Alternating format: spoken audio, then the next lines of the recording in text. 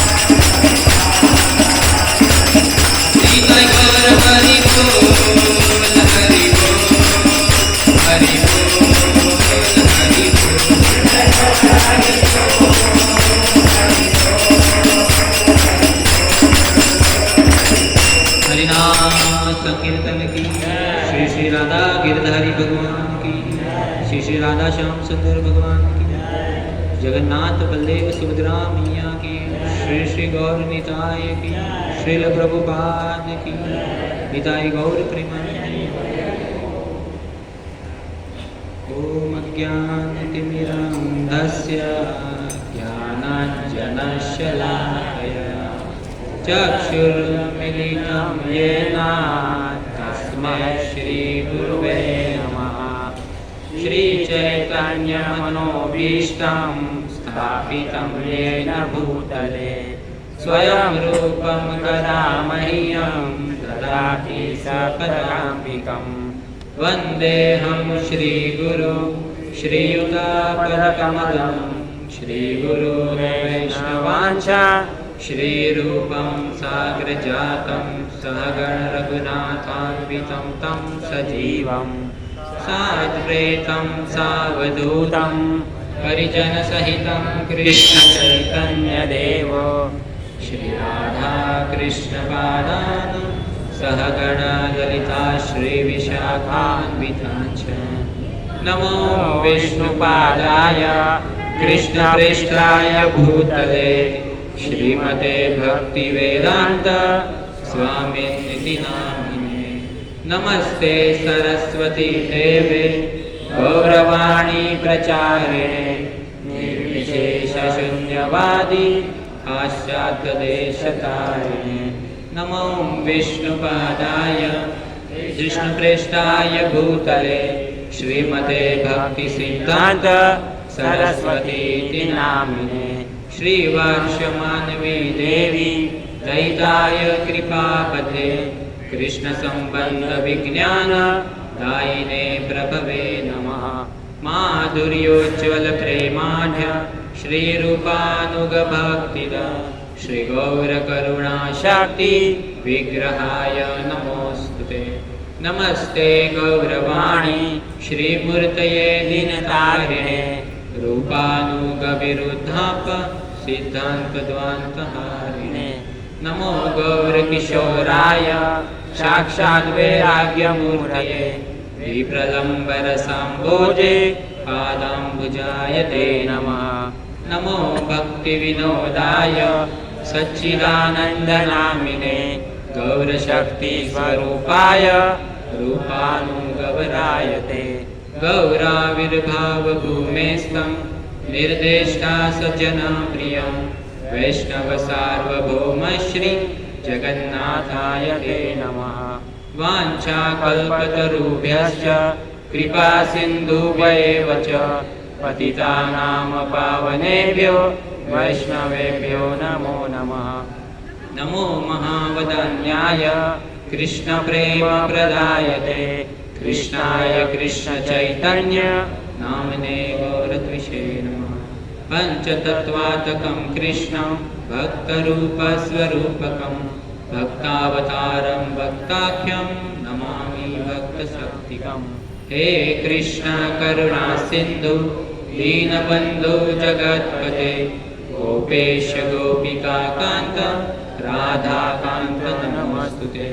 जयतां सुरतोपङ्गो मम मन्दमतेर्गति मत्सवस्पदाम्बोजो श्रीराधामदनमोहन। दिव्यद्वृन्दारण्यं कल्पतरुमाद्यं श्रीमद्रत्नागारसिंहासनस्थो श्रीमद्राधा श्रीलगोविन्ददेवो प्रेष्ठालिभिः सेव्यमानो स्मरामि। श्रीमान् रासरसारम्भि वंशीवटतटस्थितं कर्शनवेणुस्वनेर्गोपी गोपीनाथाश्रियेषु नमः। तप्त कांचन गौरांगी राधे वृंदावनेश्वरी वृषभानुसुते देवी प्रणमामि हरिप्रिये। जय श्री कृष्ण चैतन्य प्रभु नित्यानंद श्री अद्वैत गदाधर श्रीवासादि श्री गौर भक्तवृंद। हरे कृष्णा कृष्णा कृष्णा हरे हरे, हरे राम राम राम हरे हरे।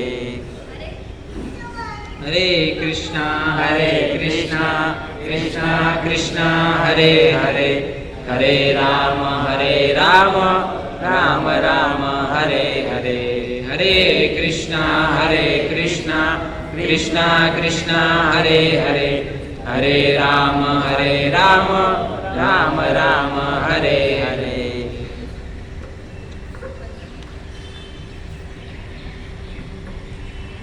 हरे कृष्णा। तो अंतर्राष्ट्रीय कृष्ण भावनामृत संघ की ओर से प्रस्तावित श्री श्री राधा गिरधारी मंदिर से जुड़े हुए इस काली माता मंदिर में प्रति बुधवार को होने वाले इस सत्संग कार्यक्रम में आप सभी भक्तों का हार्दिक स्वागत है।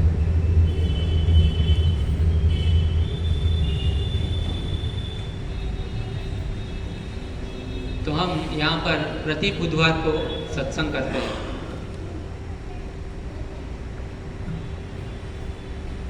वास्तविक में मनुष्य जन्म इसलिए मिला है सत्संग करने के लिए। मनुष्य जन्म का एकमात्र उद्देश्य यही होना चाहिए कि हम प्रति क्षण भक्तों का संग करें, भगवान की कथा सुने। इसी के लिए ये मनुष्य जन्म मिला है ना। भगवान श्री कृष्ण भगवद गीता में कहते हैं, जन्म कर्म च मे दिव्यम एवं यो वेति तत्वतः त्यक्त्वा देहं पुनर्जन्म नैति मामेति सो अर्जुन।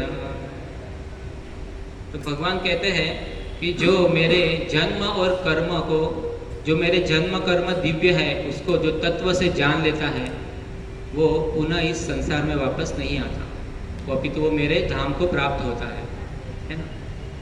तो हम इसीलिए ही ये सत्संग कार्यक्रम में प्रति बुधवार को आते हैं कि हम भगवान के बारे में कुछ श्रवण कर सके, सुन सके और भगवान को जान सके, और इस जन्म मृत्यु के चक्कर से छूटकर हम भगवान के धाम में वापस जा सके। इसीलिए हम ये प्रति बुधवार को सत्संग कार्यक्रम में आते हैं। तो सबसे पहले तो भगवान को तो सब लोग जानते ही हैं, भगवान के जन्म को भी सब लोग जानते हैं कि भगवान का जन्म कंस के कारागार में हुआ था, देवकी माता और वसुदेव जी के सानिध्य में। लेकिन उसे तत्व से जानना है। तत्व से कैसे जानेंगे? तो भगवान ने कई लीलाएं की है।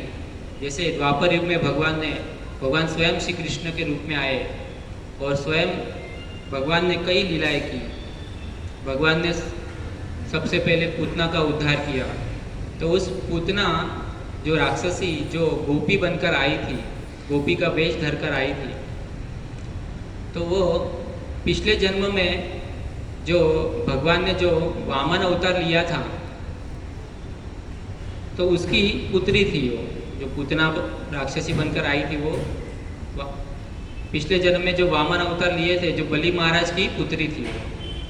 तो उस वामन अवतार आए थे बलि महाराज के यज्ञ में, जो बलि महाराज 100वां अश्वमेध यज्ञ कर रहे थे।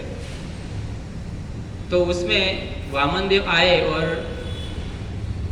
बलि महाराज को कहा कि मुझे सिर्फ 3 पग भूमि चाहिए। और बलि महाराज ने कहा ठीक है, लेकिन आप इतने छोटे हो, आपके पैर भी इतने छोटे हैं, तो आप 3 पग भूमि में कितना ले पाओगे? छोटा सा होगा, तो मैं आपको बहुत बड़ा देता हूँ। लेकिन भगवान ने कहा नहीं, मैं संतुष्ट ब्राह्मण हूँ, आप सिर्फ मुझे 3 पग भूमि दे दो। तो भगवान ने 3 पग भूमि में नीचे के सभी लोग, ऊपर के सभी लोग नाप लिए। और फिर बलि महाराज को कहा कि अब तीसरा पैर मैं कहाँ रखूँ? तो बलि महाराज ने कहा तीसरा पैर मेरे सर पे रख दो। तो इस तरह से वामन देव ने बलि महाराज से ये पूरा सृष्टि का साम्राज्य ले लिया। तो वो दृष्ट सब, वो जो पूतना बनकर आई थी, वो बलि महाराज की पुत्री थी, वो सब देख रही थी। और जब वामन देव जब आए थे, तब उस बलि महाराज की पुत्री ने क्या सोचा था मन ही मन में कि ऐसा सुंदर मेरा बालक होगा तो मैं उसे अपना स्तनपान कराऊंगी। और फिर जब बलि महाराज का सब कुछ ले लिया, तब उसकी भावना बदल गई। क्या कहा कि अरे ऐसा दुष्ट बालक होगा तो मैं अपने दूध में जहर मिला के उसे मार दूंगी, है ना। तो फिर वो दूसरे जन्म में भगवान देखो, भगवान है ना सबकी इच्छा पूरी करते हैं। भगवान इतने दयालु है कि भगवान सभी जीव की इच्छा पूरी करते हैं। तो भगवान ने उसकी इच्छा भी पूरी की, दोनों इच्छा पूरी की। जो दूध पिलाने की इच्छा वो भी पूरी की, और जो जहर पिलाने की इच्छा थी वो भी पूरी की, है ना। तो दोनों इच्छा एक साथ भगवान ने पूरी की।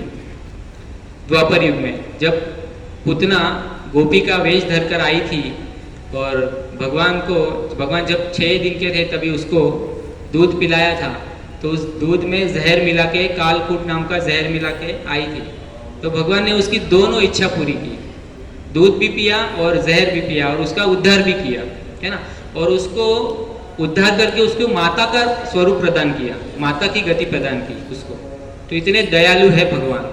तो ये है भगवान का वास्तविक में दिव्य जन्म और दिव्य कर्म। लेकिन इस दिव्य जन्म कर्म को तो हम कई सालों से, कई वर्षों से हम जानते ही है, सुनते ही है, लेकिन हम में परिवर्तन क्यों नहीं आता है? क्योंकि हम अभी भी कहीं ना कहीं शरीर के स्तर पर है ना। हमारा स्वरूप क्या है वो हम भूल चुके हैं। हमारा वास्तविक स्वरूप है जीवेर स्वरूप है नित्य कृष्ण दास। हम कौन है? कृष्ण के दास है, और कृष्ण हमारे स्वामी है। ये हम भूल चुके हैं। इसलिए क्या है, हम अभी भी वो तत्व से, भगवान के जन्म और कर्मों को तत्व से नहीं जान पाए हैं।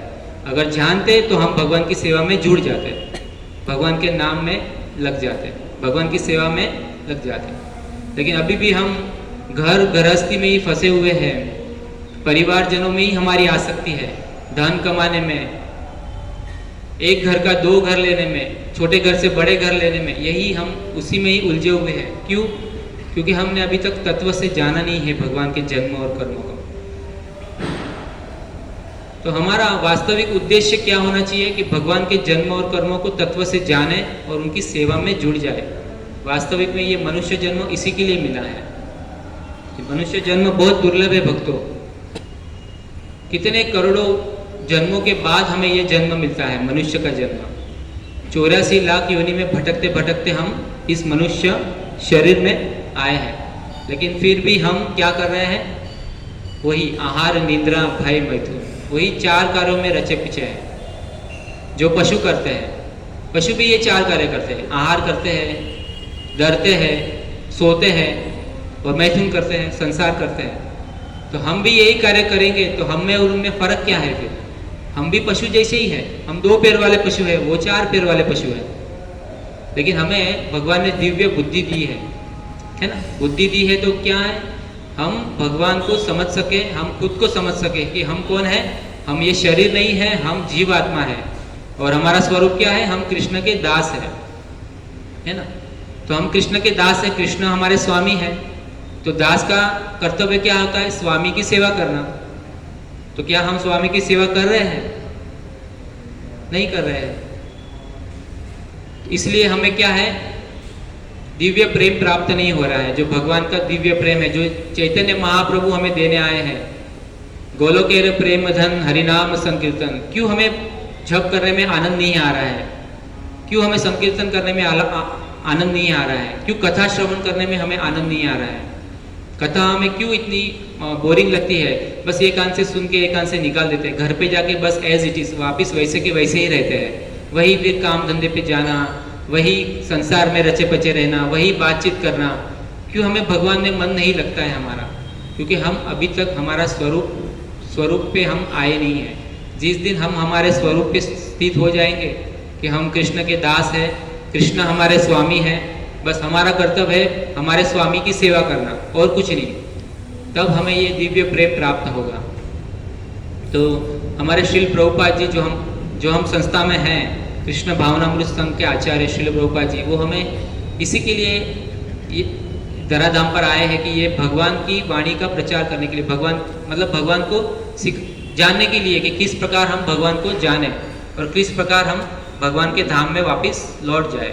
इसी के लिए श्रील प्रभुपाद जी ने इतना प्रचार किया, अपने गुरु महाराज की वाणी का प्रचार किया। उनके गुरु महाराज ने कहा था, भक्ति सिद्धांत सरस्वती महाराज ने, कि पाश्चात्य देश में जाके कृष्ण भावनामृत का प्रचार करो। क्यों उनके गुरु महाराज ने पाश्चात्य देश में जाने के लिए कहा? क्योंकि भारत में अंग्रेजों का शासन था, तो अंग्रेजों लोग के साथ में रह के हम भी पूरे अंग्रेज बन चुके हैं। हमारा खान पान भी अंग्रेजों जैसा है, पिज़्ज़ा, पास्ता, चाइनीज़, ये सभी हमें अच्छा लगता है। हमारा जो देसी खाना है वो हमें अच्छा नहीं लगता। क्यों? क्योंकि हम अंग्रेजों के साथ में रहे हैं ना, मुगलों के साथ में रहे, इसलिए हमें वही अच्छा लगता है। तो इसलिए हमारे श्रील प्रभुपाद जी ने, भक्ति सिद्धांत सरस्वती महाराज ने श्रील प्रभुपाद जी को क्या कहा कि आप पाश्चात्य देश में जाओ और प्रचार करो, क्योंकि वहाँ के लोग भक्त बनेंगे और कृष्ण भावनामृत अपनाएंगे तो यहाँ के लोग भी अपनाएंगे। क्योंकि भारत के लोग क्या है, पाश्चात्य संस्कृति को अपनाते हैं, खाने पीने में, सोने में, सभी चीज़ों में, घूमने फिरने में, कपड़े पहनने में, सभी चीज़ों में क्या है, पाश्चात्य संस्कृति अपनाते हैं। तो इसलिए आप पाश्चात्य देश में जाओ और कृष्ण भावनामृत का प्रचार करो। तो प्रभुपाद जी पाश्चात्य देश में गए और वहाँ पे प्रभुपाद जी ने बहुत संघर्ष किया और कृष्ण भावनामृत का प्रचार किया और कई मंदिरों बनाए, कई गुरुकुल बनाए। और प्रभुपाद जी जब अपने शिष्यों के साथ में, अंग्रेज शिष्यों के साथ में वापस आए भारत में, तब भारत के लोग जानने लगे कि हाँ, ये वास्तविक, ये तो हमारी संस्कृति है, लेकिन हम भूल चुके हैं, माया के कारण हम भूल चुके हैं। तभी धीरे धीरे हम क्या के अपनाने लगे। हम सब भी प्रभुपाद जी के ऋणी हैं। प्रभुपाद जी का ऋण हम कभी चुका नहीं सकते, लेकिन प्रभुपाद जी को हम प्रसन्न अवश्य कर सकते हैं। प्रभुपाद जी की सेवा करके, भगवान की सेवा करके, प्रभुपाद जी की इस आंदोलन, कृष्ण भावनामृत आंदोलन का प्रचार करके प्रभुपाद जी को प्रसन्न अवस्था कर सकते हैं हम। उनका ऋण तो हम चुका नहीं सकते, कितना भी अच्छी सेवा करें, कितना भी कार्य करें, हम अगर इस चमड़े का जूता बनाकर भी उनको अर्पण कर देना तो भी हम उनका ऋण नहीं चुका सकते। लेकिन हाँ, हम उनकी कृपा प्राप्त कर सकते हैं। प्रभुपाद जी की, गुरु महाराजों की, वैष्णवों की, भगवान की कृपा अवश्य प्राप्त कर सकते हैं सेवा करके, भगवान की सेवा करके। लेकिन भगवान को जानना होगा, भगवान को समझना होगा, तब हम भगवान से जुड़ सकते हैं और भगवान की सेवा कर सकते हैं। तो लेकिन हम अभी तक मनुष्य के स्तर पर ही है, मतलब शरीर के स्तर पर ही है, तो हम कैसे इस स्तर से ऊपर आ सकते हैं? हम अभी तक, हमारा कार्य मनुष्य शरीर के स्तर पर ही है। जो कुछ भी हम समझो, हम अभी घर गृहस्थी में रहते हैं तो हम सोचते हैं कि हम ही चला रहे हैं। ये कोई ऑफिस का बॉस होएगा तो वो सोचता है कि ये तो मैं ही ये चला रहा हूँ, ऑफिस ये चला रहा हूँ, लेकिन वो जानता नहीं कि वो भ्रम में है। क्योंकि ये सब चलाने वाले कौन है? भगवान है।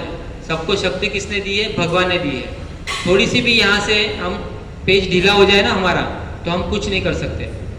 हम खुद के पैरों पे चल भी नहीं सकते हैं, कुछ बोल भी नहीं सकते हैं, कुछ सुन भी नहीं सकेंगे, ऐसी अवस्था हो जाएगी हमारी।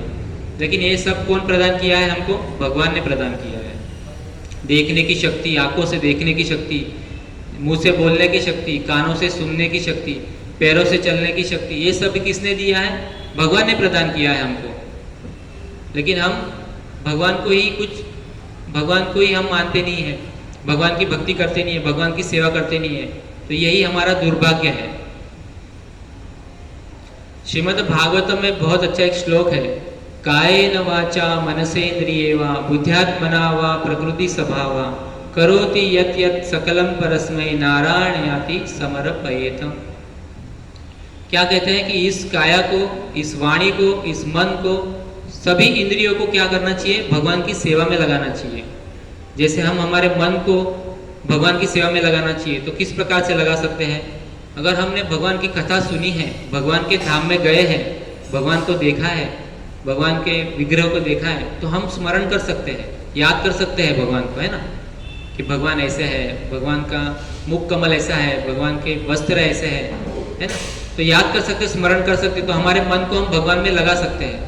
लेकिन हमने सुना ही नहीं है, देखा ही नहीं है, कभी भगवान के धाम में गए ही नहीं है, तो क्या हम स्मरण करेंगे? जैसे हम अमेरिका गए ही नहीं है, तो हम अमेरिका के बारे में क्या स्मरण करेंगे? नहीं कर पाएंगे, है ना। लेकिन हमने अमेरिका को देखा है, अमेरिका जाके देखा है कि अमेरिका में कैसा है, तो हम अमेरिका को स्मरण कर सकते हैं आँख बंद करके। तो वैसे ही हम, अगर भगवान को हमें याद करना है तो भगवान के बारे में हमें जानना होगा, तब हम भगवान के बारे में स्मरण कर सकते हैं। जैसे रुक्मणी माता ने भगवान को देखा नहीं था, लेकिन रुक्मणी माता जी ने भगवान के बारे में सुना था, इसलिए भगवान से उन्हें प्रेम हो गया और फिर प्रेम पत्र लिखा रुक्मणी माता जी ने, और उनके जो गुरु थे, कुल गुरु, उनको भेजा गया कि आप भगवान को दे के आइए। तो भगवान ने भी उन्हें स्वीकार किया और भगवान उन्हें लेने के लिए आए और रुक्मणी माता का हरण करके उन्हें लेके गए। तो कहने का मतलब है कि हम भगवान को स्मरण कैसे कर सकते हैं? भगवान के बारे में जान के, भगवान के बारे में सुन के। तो मन से हम भगवान को स्मरण कर सकते हैं। फिर वाणी, कायेन वाचा मनसेन्द्रियेवा, वाणी को हम भगवान की सेवा में कैसे लगा सकते हैं? भगवान के बारे में कुछ बोल के, कथा बोल के, भगवान का कीर्तन करके, भगवान का नाम जप करके, हरे कृष्णा कृष्णा कृष्णा हरे हरे, हरे राम राम राम हरे हरे, इस महामंत्र का जप करके हम अपनी वाणी को शुद्ध कर सकते हैं, भगवान की सेवा में लगा सकते हैं। तो इस महामंत्र का जप हमें निरंतर करते रहना चाहिए। इससे हमारा वाणी क्या होगी? वश में होगी। हम कुछ उटपटांग हमारे मुंह से नहीं निकलेगा। जो हम व्यर्थ की बातें करते रहते हैं ना पूरा दिन, यहाँ वहाँ की, तो उससे हमें कुछ लाभ नहीं होगा। इससे अच्छा है भगवान के पवित्र नाम का निरंतर जप करते रहना चाहिए। उससे क्या होगा? हमारी वाणी शुद्ध होगी और भगवान में हमारा मन लगा रहेगा। फिर हमारे इस चरण को भी भगवान की सेवा में लगाना चाहिए। किस तरीके से? भगवान के धाम में जाके, भगवान के तीर्थ स्थल में, जहाँ जहाँ भगवान ने लीलाएं की है, वृंदावन, मथुरा आदि, नवदीप, मायापुर, जगन्नाथपुरी, पंढरपुर, द्वारिकापुरी, ये सभी तीर्थ स्थानों में क्या करना चाहिए? भ्रमण करना चाहिए, जाना चाहिए अपने आप को शुद्ध करने के लिए। तो यही हमारे पैर की सार्थकता है। हमारे हाथों को भी भगवान की सेवा में लगाना चाहिए, भगवान का प्रसाद बनाने, भगवान का भोग बनाने के लिए, फिर भगवान के कीर्तन में ताली बजाने के लिए। इस सभी पूरे शरीर को क्या करना चाहिए? भगवान की सेवा में लगाना चाहिए।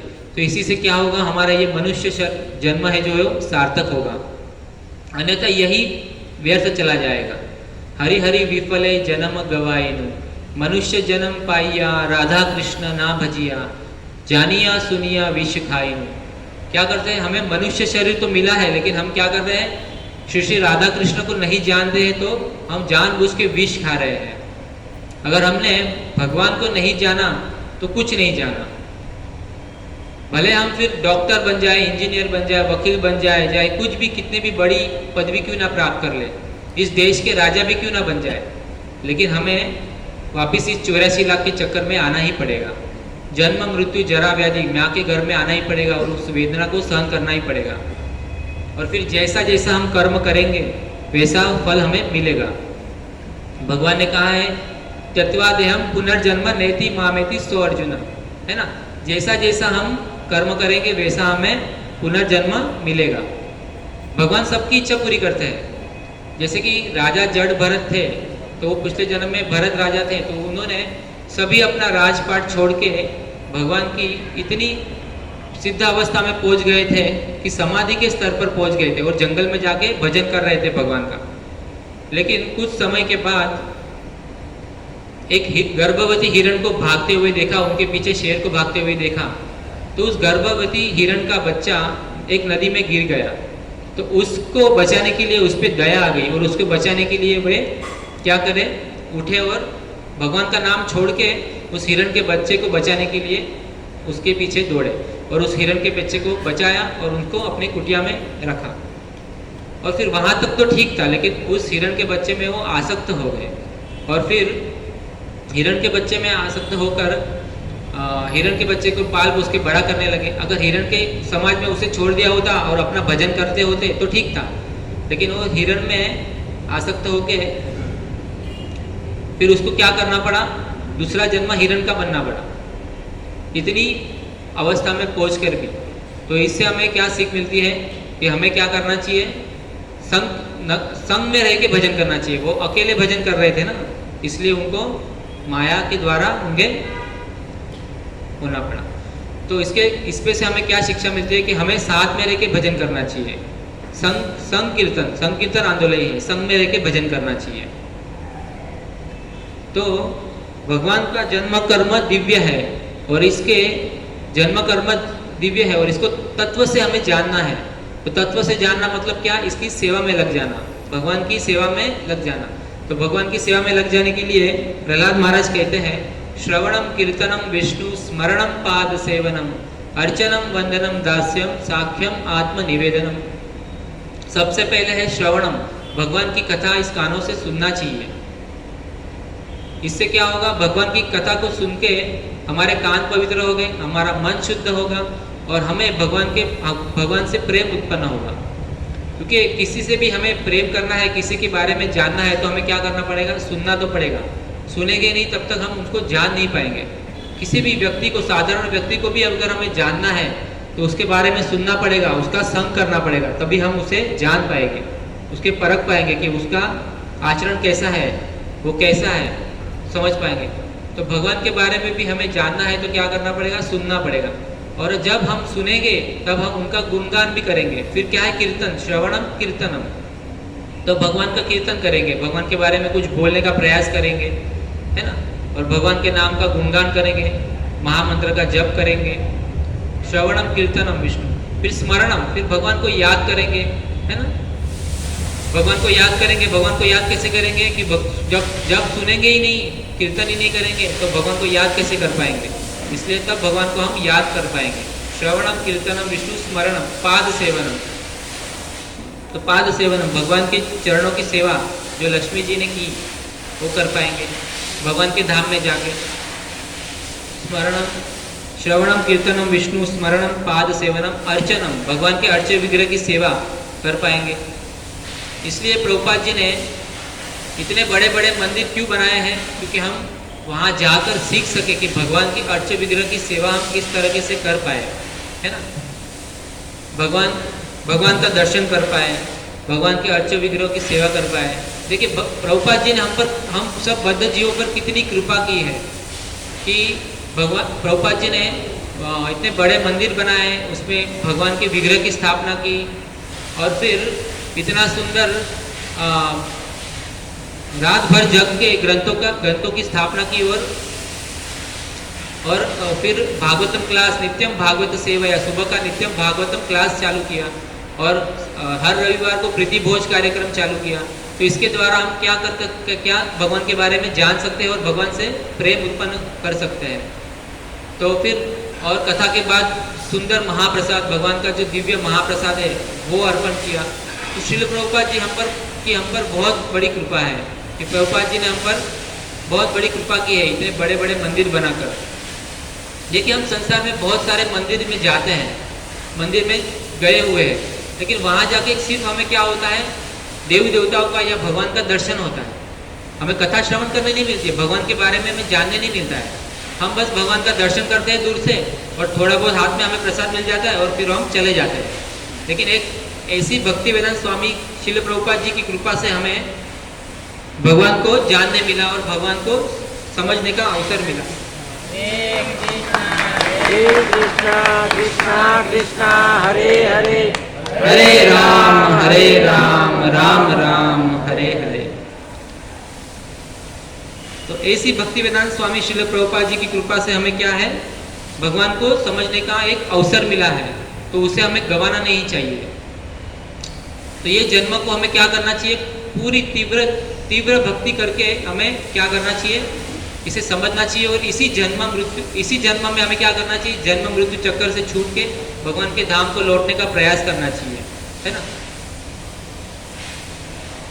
तो भगवान को हमें देखिए, भगवान का जन्म और भगवान का कर्म ये तो दिव्य है, लेकिन इस तत्व से जानना मतलब क्या है, भगवान की सेवा से जुड़ जाना। तो भगवान की सेवा से जुड़ जाना मतलब क्या कि भगवान के नाम का, पवित्र नाम का जप करना। तो जो भगवान के पवित्र नाम का जप नहीं करते हैं वो कृपया करके भगवान के नाम का जप चालू करिए। ये बड़ा पावन पुरुषोत्तम मास में महीना चल रहा है, इसको अधिक मास भी कहते हैं। अधिक मास इसलिए कहते हैं क्योंकि हम अधिक से अधिक भगवान का भजन कर सके, है ना।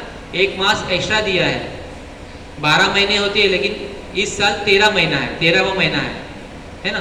तो एक साल ज़्यादा क्यों दिया है? क्योंकि एक महीना ज़्यादा क्यों दिया है? क्योंकि एक महीना पूरा हमें क्या करना चाहिए? भगवान श्री कृष्ण का भजन करना चाहिए ज़्यादा से ज़्यादा, इसलिए एक महीना ज़्यादा दिया है हमें। इसलिए इसे पुरुषोत्तम मास भी कहा जाता है। पुरुषोत्तम एक भगवान कृष्ण का नाम है, जो पुरुषों में उत्तम है इसे पुरुषोत्तम कहते हैं, है ना। तो क्या करना चाहिए? भगवान की दिव्य लीला को समझ के सुन के हमें क्या करना चाहिए? भगवान की सेवा में जुड़ जाना चाहिए। तो श्रवणम कीर्तनम विष्णु स्मरणम पाद सेवनम अर्चनम दास्यम, दास्य भक्ति के आचार्य हनुमान जी। तो देखिए हनुमान जी ने बहुत ही सुंदरता से श्री राम प्रभु को सेवा करके उन्हें प्रसन्न किया।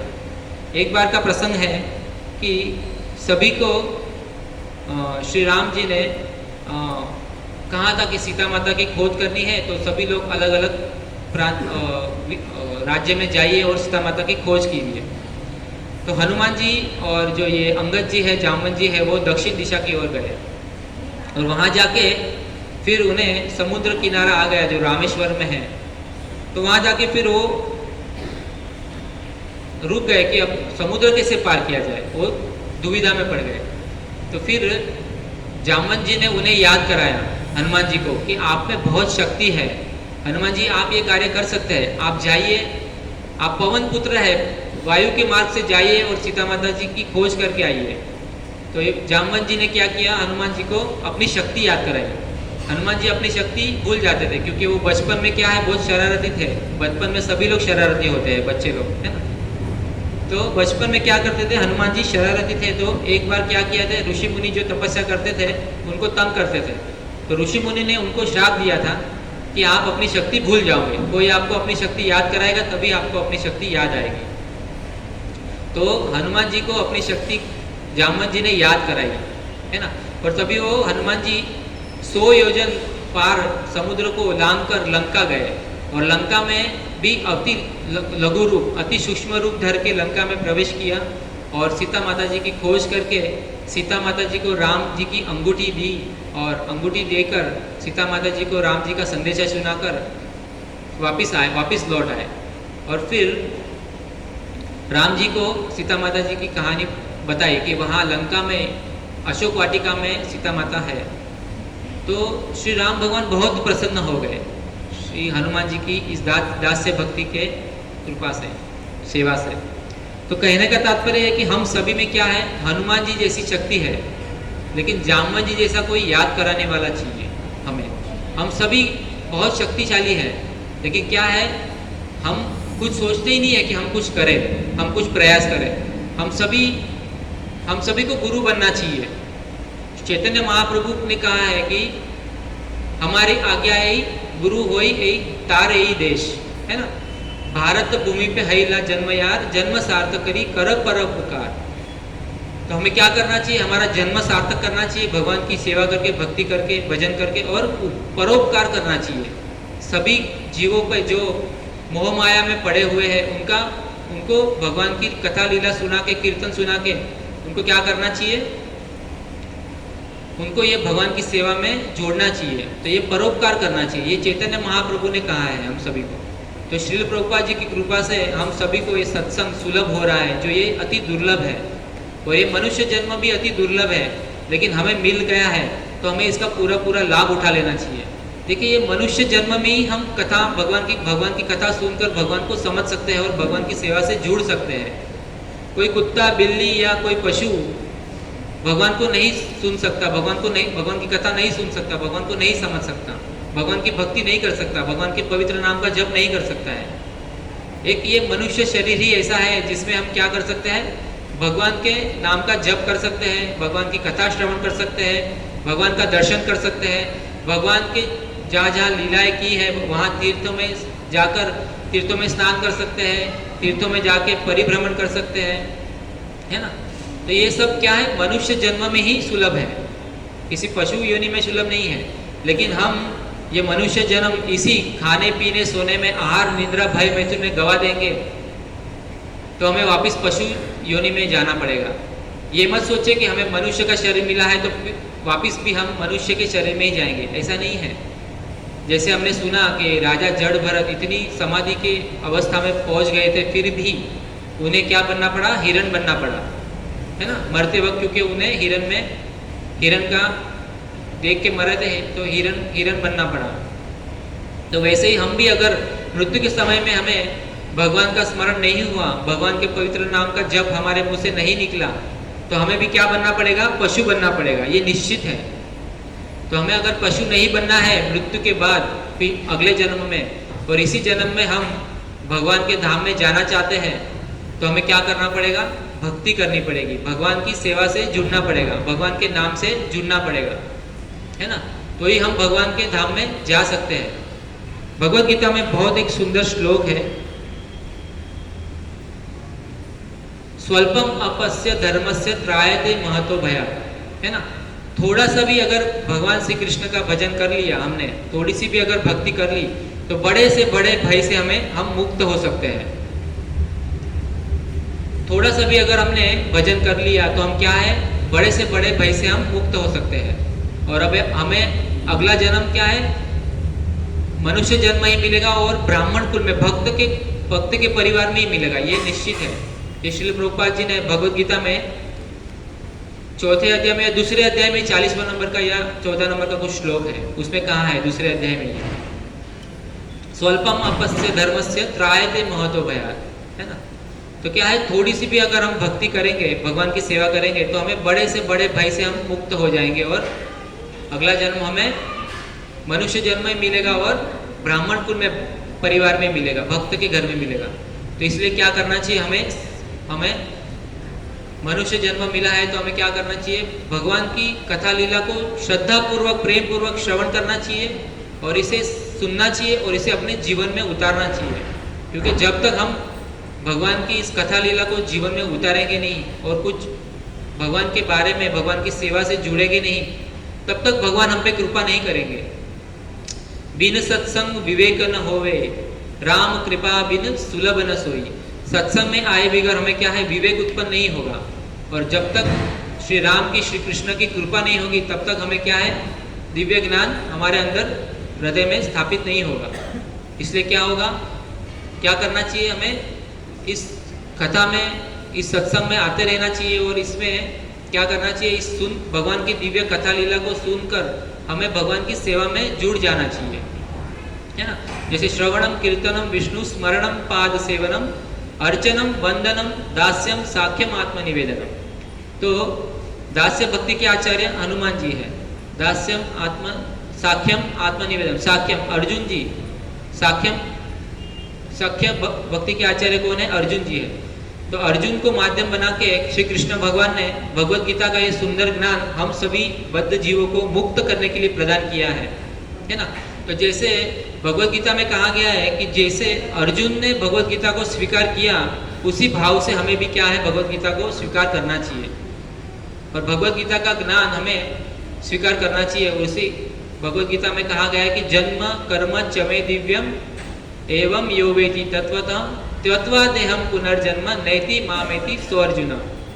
क्या करना चाहिए, भगवान के जन्म कर्म दिव्य है, इसको जानकर हमें क्या करना चाहिए, भगवान की सेवा से जुड़ जाना चाहिए और तभी हम क्या होगा, इस शरीर को त्याग कर हम पुनः इस संसार में वापस लौटकर नहीं आएंगे, भगवान के दिव्य धाम को लौट जाएंगे। तो मुझे कुछ इतना बोलने का प्रयास नहीं है, लेकिन फिर भी हिज ग्रेस जीवन कृष्ण प्रभु की आज्ञा से मैंने कुछ बोलने का प्रयास किया। तो कुछ टूटी फूटी वाणी से मैंने कुछ बोला, तो कुछ बोलने में कुछ गलती हो गई हो तो क्षमा करना, लेकिन कुछ अच्छा लगा हो तो अपने जीवन में अवश्य उतारना। क्योंकि मनुष्य जीवन का एक ही लक्ष्य है कि वो भगवान श्री कृष्ण से जुड़ जाए, भगवान श्री कृष्ण से प्रेम करे और भगवान के धाम में वापस लौट जाए। क्योंकि हम भगवान के धाम में से ही वापस आए हैं यहाँ पर, और हम भगवान के दास हैं, भगवान हमारे स्वामी हैं, ये हम भूल चुके हैं, इसीलिए हम यहाँ पे दुख भोग रहे हैं। हम क्या है, हम यहाँ पे स्वामी बन गए हैं। हम हमारे पत्नी के स्वामी, हम बच्चे के स्वामी, हम घर के स्वामी, हम हमारे बैंक बैलेंस के स्वामी, है ना, हमारे मंदिर के स्वामी, सभी के स्वामी हम बन चुके हैं। किसी ना किसी के स्वामी हम बन चुके हैं, इसलिए स्वामित्व का भाव हमें आ गया है। इसलिए क्या है, हम दुख भोग रहे हैं। दुख का कारण है हम स्वामी बनना चाहते हैं, यही हमारे दुख का कारण है। अगर हम हमारे वास्तविक स्वरूप में स्थित हो जाए कि हम कौन है, जीवेर स्वरूप है नित्य कृष्ण दास, हम नित्य कृष्ण के दास हैं। अगर इस स्वरूप को हम जान लें और इस स्वरूप में हम सिद्ध हो जाए तो हम अवश्य ही सुखी हो जाएंगे और इस जन्म मृत्यु से निकलकर हम भगवान से प्रेम करके भगवान के धाम में अवश्य लौट जाएंगे। हरे कृष्णा। बहुत बहुत धन्यवाद आप सभी भक्तों का, हमारी इस टूटी फूटी वाणी को श्रवण किया। तो अब हम एक माला जप करेंगे, तो सबको माला दे दी जाए और सबसे कुछ अनाउंसमेंट हो तो अनाउंसमेंट कर दें। और किसी का कुछ प्रश्न हो तो प्रश्न कर सकते हैं, क्योंकि अभी भी हमारे पास समय है, तो कुछ प्रश्न हो तो प्रश्न कर सकते हैं। तब तक सबको माला दे दी जाए।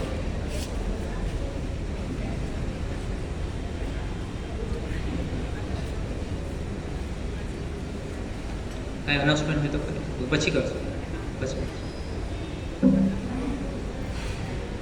तो भक्तों हम अब इसके बाद माला ने पहुंचा दें। हाँ, जिसके पास माला नहीं है वो हाथ ऊपर करिए, तो माला दे देंगे उनको। हाँ, जिसके पास माला है, जो माला नित्य करते हैं, तो वो माला लेकर आइए सत्संग में। क्योंकि हम अभी प्रति बुधवार को सत्संग सुनने के बाद एक माला जप करेंगे, क्योंकि ये हरि नाम ही सार है।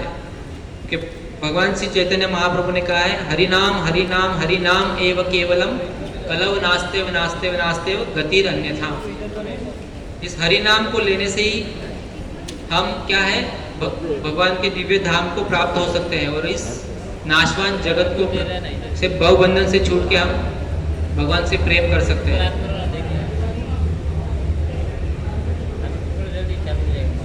हरे कृष्णा। देखिए ये जो मोती है ना ऊपर वाला, जो ये उंगली को स्पर्श नहीं करना है। जो पहली बार प्रथम बार माला कर रहे हैं, जिनको आदत नहीं है, तो देखिए ये पहली उंगली को दूर रखना है और इस मोती को स्पर्श करना है और इस पे पंच तत्व मंत्र बोलना है। जय श्री कृष्ण चैतन्य प्रभु नित्यानंद श्री अद्वैत गदाधर श्रीवासादि श्री गौर भक्त वृंद, है ना। और फिर हरे कृष्ण महामंत्र पूरा बोलने के एक मोती, पहला मोती पे पूरा महामंत्र बोलना है और पूरा महामंत्र बोलने के बाद दूसरा मोती लेना है। ठीक है, ऐसे करके पूरे 108 मोती के माला को हमें 108 बार हरे कृष्ण महामंत्र बोलना है, तभी हमारी एक माला संपूर्ण होगी। ठीक है, तो अब हम माला शुरू करते हैं। एक मोती पे एक